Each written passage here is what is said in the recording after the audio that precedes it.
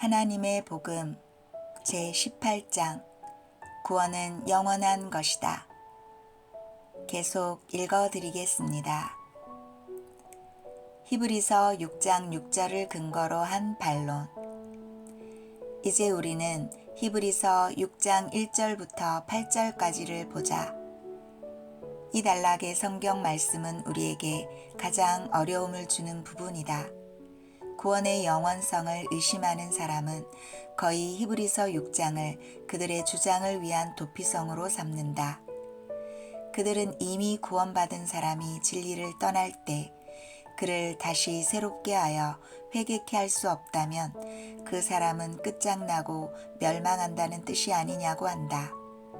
많은 사람은 이 점에 대해 분명하지 않고 깨닫지 못하는 고로 이 단락의 성경 말씀을 사람이 멸망할 가능성이 있다는 근거로 삼는다.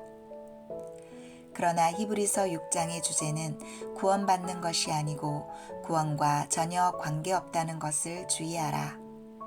만일 당신이 이 단락의 말씀을 이해하려면 5장 끝에서부터 보아야 한다.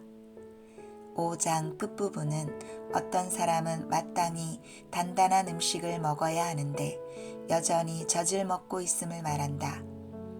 이러한 무리의 믿는 이들을 볼 때 그들의 연령으로는 마땅히 선생이 되어야 하는데 그들은 여전히 갓난아이와 같이 계속 진보하지 않고 제자리 걸음을 한다. 이 때문에 6장은 다음과 같이 말하면서 시작한다. 그러므로 우리가 그리스도 도의 초보를 버리고 완전한 데 나아갈지니라. 그러므로 히브리서 6장 1절의 주제는 진보함에 있지 구원에 있지 않다. 당신이 이것을 구원에 적용할 때 어려움에 부딪히는 것은 당연한 일이다. 이 부분의 목적은 우리가 어떻게 해야 구원받을 수 있는지를 가르치려는 것이 아니라 어떻게 해야 진보할 수 있는지를 가르치려는 것이다. 이것이 우리가 첫째로 주의할 점이다. 즉, 이 구절의 주제는 멸망의 단계로 물러서는 것이 아니라 완전한 데 이르도록 나아가는 것이다. 여기서 사도는 어떻게 해야 완전한 데 나아가는지를 말한다. 1절부터 8절까지는 세 단락으로 나뉜다. 이 세 단락을 우리는 세 용어로 나타낼 수 있다. 첫 단락은 그럴 필요가 없다. 둘째 단락은 할 수 없다. 셋째 단락은 그래서는 안 된다 라고 말할 수 있다. 이 부분은 세 가지 입장에서 히브리에 믿는 이들에게 그들이 마땅히 나아가야 한다는 것을 알려준다. 첫째로 그들은 다시 털을 닦을 필요가 없이 다만 그리스도 도의 초보를 버리면 된다. 그리스도 도의 초보는 마치 사람이 벽을 쌓을 때 사용하는 기초 돌과 같다. 사람이 담을 쌓을 때 두 개의 기초가 필요치 않다. 사도는 그들에게 너희는 계속 기초적인 것을 말하는데 기초는 이미 닦여졌으니 다시 세울 필요가 없다고 말한다. 그리스도 도의 초보는 바로 죽은 행실을 회개함과 하나님께 대한 신앙과 세례들과 안수와 죽은 자의 부활과 영원한 심판에 관한 교훈이다. 이 모든 것이 그리스도 도의 초보이다. 사도는 이 한 번으로 족하고 다시 행할 필요가 없으며 마땅히 완전한 대로 나아가야 한다는 것이다. 둘째 단락에는 하나의 서문이 필요하다. 4절을 읽기 전에 먼저 이 서문을 읽어주겠다. 4절을 쓰기 전에 사도는 그들이 만일 다시 털을 닦을 필요가 없다면 죄를 범하게 될 때 어떻게 하느냐는 질문이 나오리라는 것을 생각했을 것이다. 만일 우리 가운데 누가 실패하고 넘어지고 죄를 범한다면 다시 털을 닦아야 하지 않겠느냐는 것이다. 사도는 그들이 이러한 문제를 가지고 있을까봐 먼저 이에 대한 답변을 한다. 한번 비침을 얻고 하늘의 은사를 맛보고. 헬라어 성경에서 이 한 번은 문법적으로 목록 중에서 첫 번째 항목만 가리키는 것이 아니라 다음에 나오는 모든 항목들도 가리킨다. 그러므로 이 구절은 이렇게 번역할 수 있다. 한 번 비침을 얻고 한 번 하늘의 은사를 맛보고 한 번 성령에 참여한 바 되고 하나님의 선한 말씀과 내세의 능력을 맛보고. 원문에서 이 부분은 매우 분명하다. 여기에서 비침을 얻고 하늘의 은사를 맛보고 성령에 참여하고 하나님의 선한 말씀을 맛보고 내세의 능력을 맛본 사람들이 있다. 내세는 곧 천년왕국이므로 그가 천년왕국의 능력을 맛보았다는 뜻이다. 바꾸어 말하면 그가 기적과 기사와 병고침을 보고 맛보았다는 것이다. 이러한 사람이 타락하게 되면 다시 새롭게 하여 회개케 할 수 없다는 말이다. 여기에 타락하는 잘못 번역된 것이다.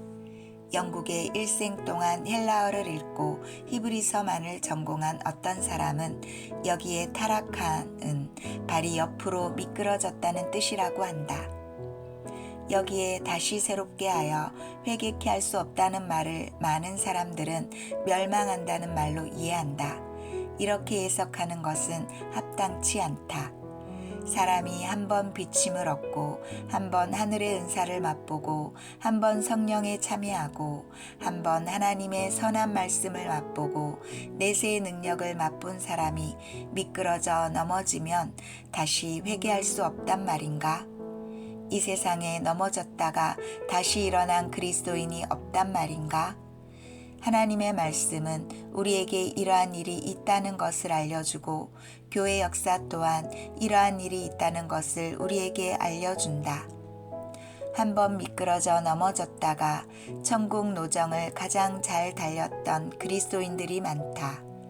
베드로를 비롯하여 한 번 넘어진 후에 다시 일어난 그리스도인이 얼마나 많은지 모른다. 만일 그들이 일어날 수 없다면 베드로가 첫 번째로 일어날 수 없는 사람이었을 것이다. 그는 아주 심하게 미끄러졌고 땅에 엎드러졌다고 말할 수 있다. 베드로뿐 아니라 교회가 생긴 이래 2000년 동안 넘어졌다가 다시 일어나 아주 좋은 간증을 한 그리스도인이 얼마나 많은지 모른다. 나는 수많은 간증을 말해줄 수 있다. 만일 잘못된 해석을 따른다면 이러한 간증을 가진 사람은 하나도 없을 것이다. 만일 이러한 간증을 가진 사람이 하나라도 있다면 이것은 성경이 잘못된 것이다. 원문에서는 팔린이라는 단어가 있는데 이 뜻은 다시이다. 다시라는 단어 뒤에는 아나카이니조라는 단어가 있는데 그 의미는 새롭게 하다이다. 그러므로 원문에 의하면 이렇게 번역되어야 한다. 만일 한 번 미끄러져 넘어지면 다시 새롭게 하여 회개케 할 수 없나니. 여기서 사도는 히브리 믿는 이들에게 그들이 말하는 죽은 행실을 회개함과 하나님에 대한 신앙과 세례들과 안수와 죽은 자의 부활과 영원한 심판에 관한 이 모든 것이 그리스도 도의 초보라는 것을 말한다. 만일 그들이 한 번 비침을 얻고 한 번 하늘의 은사를 맛보고 성령에 참여하고 하나님의 선한 말씀을 맛보았고 한 번 내세의 능력을 맛보았는데 오늘 한 번 미끄러져 넘어졌다면 다시 털을 닦을 필요가 없고 다시 새롭게 회개할 필요가 없다는 것이다. 여기에 회개라는 말은 일반적인 회개가 아닌 첫 단락의 기초를 가리켜 말한 것이다.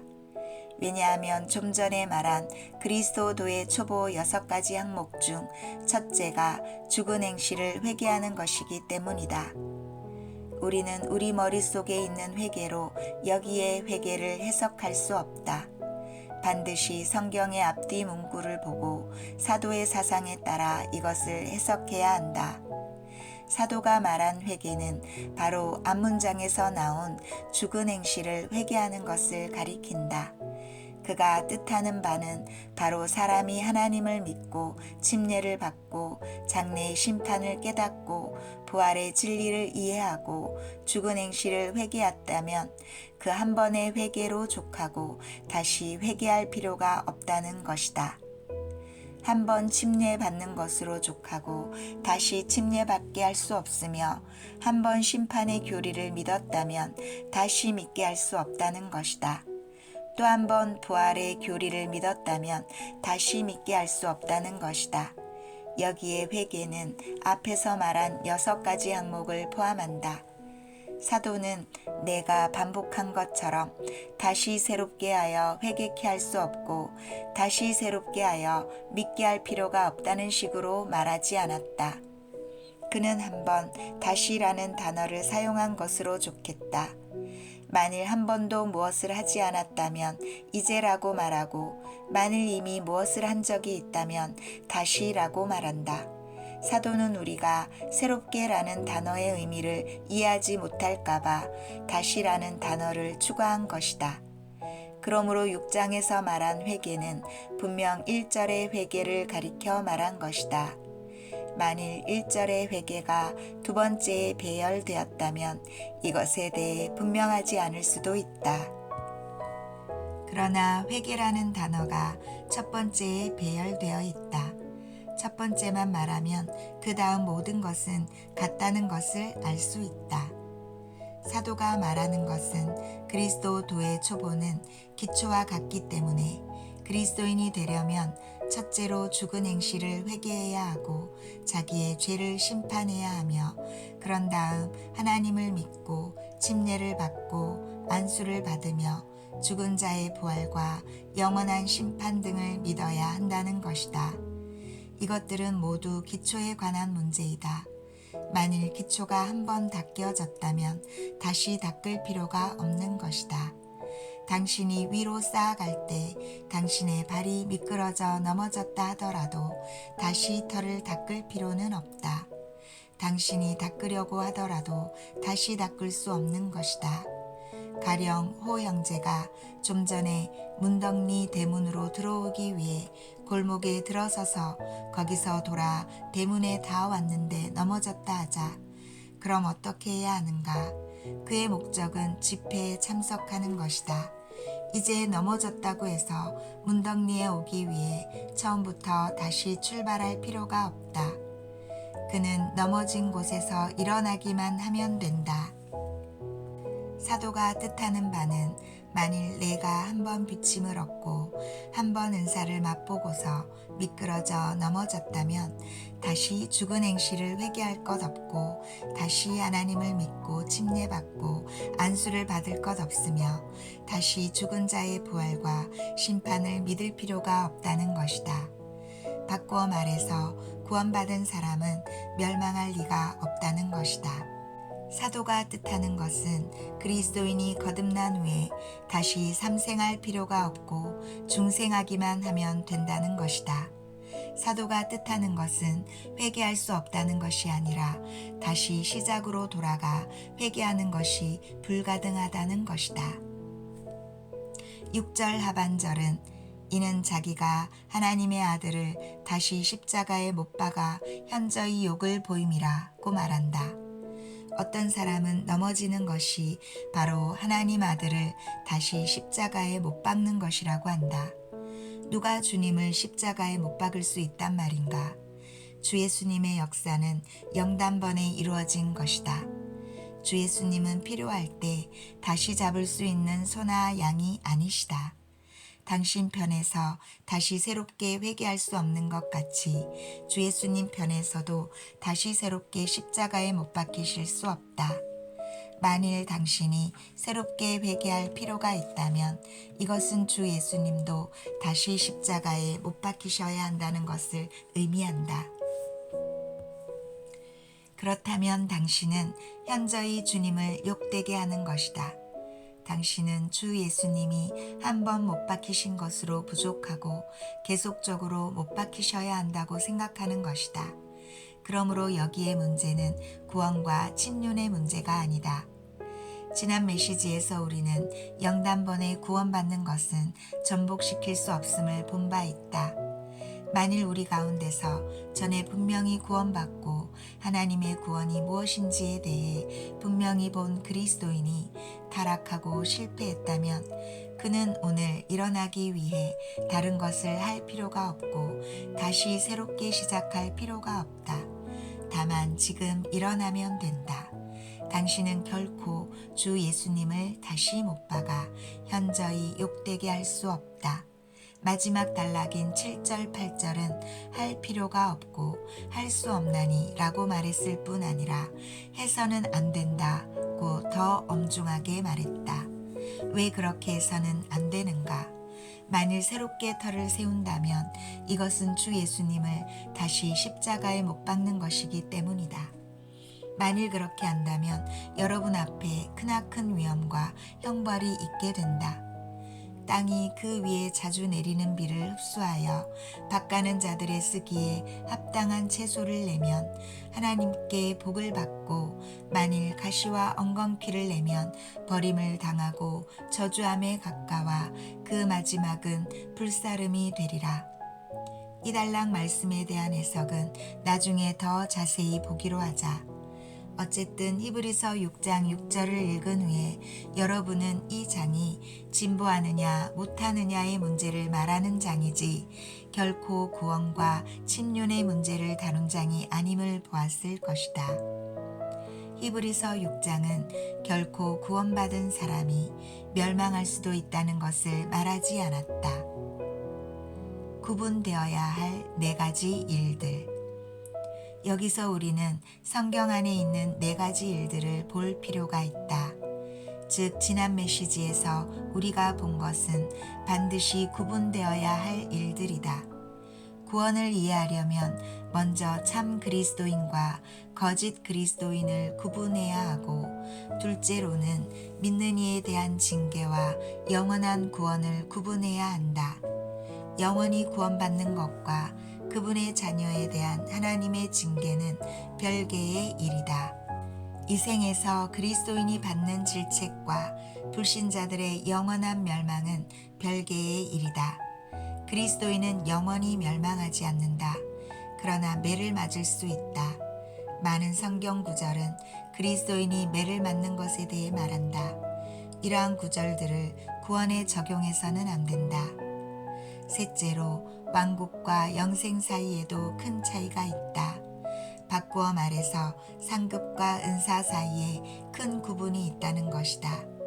당신이 구원받는 것과 천년왕국 안에서 주 예수님과 함께 다스리고 왕노릇하고 영광을 얻는 것은 별개의 일이다.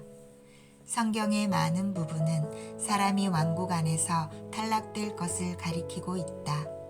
많은 사람은 왕국과 영생의 구분을 모르기 때문에, 상급과 구원의 구분을 모르기 때문에 왕국에 대해 말한 구절들을 구원에 적용하고 왕국에서 탈락되는 것을 멸망으로 생각한다.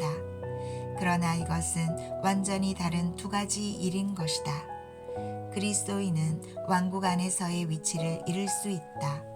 그러나 그리스도인은 구원의 위치를 잃어버리지는 않는다. 그리스도인이 주 예수님과 함께 다스리는 위치를 잃을 가능성은 있어도 결코 하나님의 자녀의 위치는 잃어버리지 않는다. 넷째로, 성경은 그리스도인이 현 시대의 징계를 받을 뿐 아니라 어떤 그리스도인은 왕국을 잃어버릴 수도 있고 어떤 그리스도인은 왕국 안에서 특정한 형벌을 받을 수도 있다는 것을 말한다. 성경은 이 생의 징계를 받고 장래에는 상급을 잃으며 또한 형벌을 받게 될 그리스도인이 많다고 말한다. 어떤 그리스도인은 장래 상급을 잃어버리고 특정한 형벌을 받게 된다. 그러나 당신은 결코 천년왕국 안에서 받게 될 형벌과 영원한 멸망을 섞어놓지 말아야 한다. 영원한 멸망과 왕국 안에서의 형벌은 별개의 일이다. 그리스도인이 매를 맞는다고 해서 그가 영원히 멸망한다는 것은 아니다. 구원은 영원한 것이고 매맞음은 가정에서 징계에 지나지 않는다. 어떤 자녀는 이생의 말을 잘 듣지 않았기 때문에 장래의 징계를 받아야 한다. 그러므로 여기에 우리가 구분해야 할 4가지 일들이 있다. 즉 거짓된 그리스도인과 이생의 질책과 왕국을 잃어버림과 천년 왕국 안에서의 형벌이다. 이 4가지는 영원히 사는 것이나 영원히 죽는 것과는 관계없다. 이제 첫 번째 부류인 거짓 그리스도인을 보기로 하자. 베드로후서 2장 1절. 그러나 민간에 또한 거짓 선지자들이 일어났었나니 이와 같이 너희 중에도 거짓 선생들이 있으리라. 저희는 멸망케 할 이단을 가만히 끌어들여 자기들을 사신 주를 부인하고 임박한 멸망을 스스로 취하는 자들이라. 어떤 사람은 이 구절을 가지고서 그리스도인도 멸망할 수 있다고 말한다. 어떤 사람은 여기서 말한 사람이 주님이 사신 사람으로서 이단을 쫓아 자기들을 사신 주를 부인하고 임박한 멸망을 스스로 취했다고 말한다. 이 구절은 그리스도인도 멸망할 것이라고 말하지 않았는가? 그러나 여기서 몇 가지를 주의하라. 첫째로 여기서 말한 저희를 사신 주에서 산다는 단어의 용법이 다소 독특하다. 여기에 사신바 된 사람은 곧 구원받은 사람이라는 뜻이 들어있는가? 만일 사신바 된 자들이 구원받은 사람이라면 구원받은 사람도 멸망한다고 말해야 할 것이다. 만일 이 산다는 단어가 다른 의미를 지니고 있다면 이렇게 말할 수 없다. 물론 성경은 우리를 주님이 비싼 값으로 사신 자들이라고 말한다. 그러나 주 예수님이 십자가에서 사신 범위를 보아야 한다. 그분은 믿는 이들만 사셨는가? 아니면 세상 모든 사람을 사셨는가? 성경에서 우리는 주님이 그분을 믿는 사람을 사셨을 뿐 아니라 또한 온 세상 사람을 사신 것을 볼 수 있다. 마태복음 13장 44절을 보라. 천국은 마치 밭에 감추인 보화와 같으니 사람이 이를 발견한 후 숨겨두고 기뻐하여 돌아가서 자기의 소유를 다 팔아 그 밭을 샀느니라. 이것은 주 예수님이 보물을 사시기 위해 모든 것을 갖다 파셨다는 것을 말한다. 그러나 그분은 보물만이 아니라 밭까지도 사셨다. 보화는 작은 부분이고 밭은 큰 범위이다.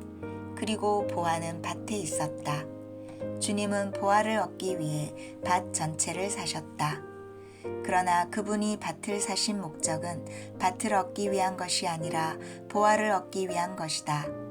주 예수님이 사신 목적은 작은 것을 얻기 위해서이지만 그분이 사신 것은 크다는 것을 기억하라. 그분의 목적은 보화를 얻는 것이지만 그분이 사신 범위는 밭이다. 그러므로 천국 안에 있는 사람은 다 보화이다. 그러나 주 예수님이 사신 것은 밭이다. 그러므로 주 예수님이 사신 사람이 다 구원받았다고 말할 수 없다. 그분이 사신 범위는 구원의 범위보다 훨씬 크다. 주 예수님이 십자가상에서 사신 역사와 구속의 역사는 주 예수님의 대신하심의 역사와 차이가 있다. 주 예수님의 대신하심은 오직 믿는 이들을 위한 것이나 주 예수님은 온 세상 사람을 위해 죽으셨다. 이 일에서 그분의 큰 역사를 이루신 것이다. 그러나 온 세상 사람이 다 구원받았다는 뜻은 아니다. 만일 여기서 베드로가 그들을 구원하신 주를 부인했다고 말했다면 큰 문제가 생긴다. 그러나 우리는 베드로가 그들을 사신 주를 부인했다고 말한 것을 본다. 그러므로 이 무리는 전혀 구원받은 사람들이 아님을 볼 수 있다. 이 산다는 단어의 범위는 너무나 큰 것이다. 우리는 이 단어에 근거하여 그들이 구원받은 사람이라고 말할 수 없다. 여기에 주라는 단어는 데스포테스로서 일반적인 단어가 아니므로 주님으로 번역할 것이 아니라 주인으로 번역해야 한다. 이 주는 주 예수를 말할 때의 주가 아니라 주인, 곧 이 땅의 주인을 말할 때의 주이다. 이것은 생명의 관계를 가리키지 않는다.